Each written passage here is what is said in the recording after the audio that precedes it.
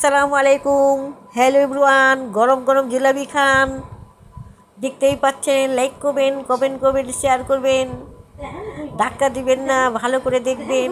আমি সবারটা ধাক্কা দেন, আপনারাও ধাক্কা দিবেন না, কমেন্ট করবেন, শেয়ার করবেন। কি মিষ্টি দেখেন, কি সুন্দর দৃশ্য। দেখতেই পাচ্ছেন কেমন জিলাপি হচ্ছে, সবার প্রিয় জিলাপি।